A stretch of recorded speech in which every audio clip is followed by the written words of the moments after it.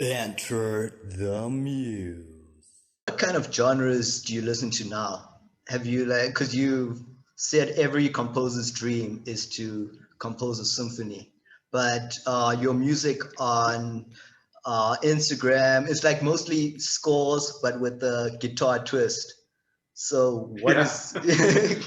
yeah, that's funny. I mean, and you're right. I mean, if you were to ask my wife, she would say that she has no interest in composing a symphony. So you're right. It's probably not every composer's dream, but I consider myself. Um, Film composers are sort of a different breed. There are different kinds of composers, right? And there are um, film composers, or I guess composers over the years have specialized more than maybe they were thought to have specialized in the past. And I really try to be a generalist. I like playing jazz. I like recording jazz. I like doing those little things I do on Instagram. Um, I like writing big orchestral music. I like writing dark trailer music. I like writing small ensemble string quartet type music. And I just try to do all of it to the highest level that I can. And I try to have my voice permeate all of it to the extent possible. There are other people who are more focused, who only write music for television or only write music for the stage or only write music for films. And some of, I mean, you gain something and you lose something by doing that. I mean, I'm not by any means as talented a dramatist as someone like John Williams. That's what he does is he writes music for the stage, for the concert hall, and he writes music for films. And sometimes it's the same music. And he's brilliant at it, and he's been doing it professionally at the highest level for longer than I've been alive. Um, and and then there are composers who one of the composers who I most admire is a guy named John Ehrlich, who most people have never heard of. But he writes scores, like high-end scores for a lot of television shows. And he's a supremely talented composer and just decided at some point in his career that he just wanted to do television and wanted to focus on that and wanted to have a balance with his family and make a lot of money. And that is what he has done. So he's not a household name outside of our circle of film composers, but he's an incredibly successful man who makes beautiful music all day for a living, you know? And so there's just different, there's a lot of different ways to follow this career. And so I've chosen what to me seems to be the most authentic, which is to just kind of do whatever I feel like at any given moment. Yeah, I think Sometimes it's that's profitable, sometimes it's lucrative, sometimes it's not. yeah. For my short films, like I also just like whatever I'm feeling at the moment, I try to explore with that.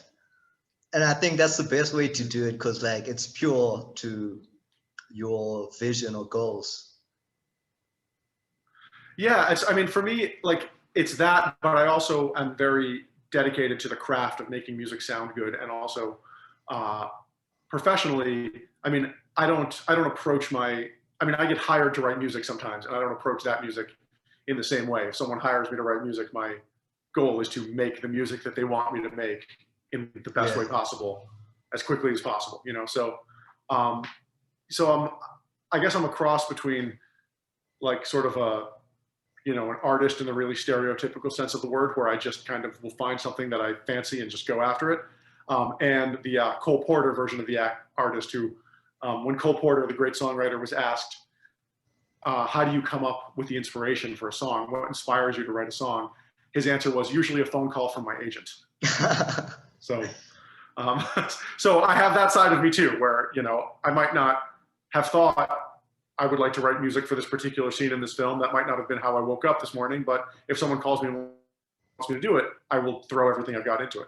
And that goes back to what we were talking about before, about how, there are times when I'm writing music that I don't necessarily want to be writing at that particular moment. But if that is what my job is on that day, I put everything I have into it. Do you think your mood like affects your music like subtly? Like say you like in a good mood now you have to make like a dark kind of score. Do you think it like plays a part in it? Like subtle, like I don't know how to like put it, but I think it would No, like in when I'm writing music, I'm never in a bad mood when I'm writing music. So, you know, even if I'm in a bad mood when I sit down, you know, 10 seconds Even later, if it's a depressing soundtrack. Yeah. Yeah, because it's fun. It's fun to write music like that evokes people's emotions. I mean, there's nothing inherently depressing about a D minor chord. I'm just trying to solve the puzzle of how to make the music sound cool and how to make it do what it's supposed to do. So I'm not getting depressed by writing sad music. This is one of the greatest pieces of advice I ever got was from a jazz musician who taught me in college, and he said, "Your goal is to be exciting, not excited."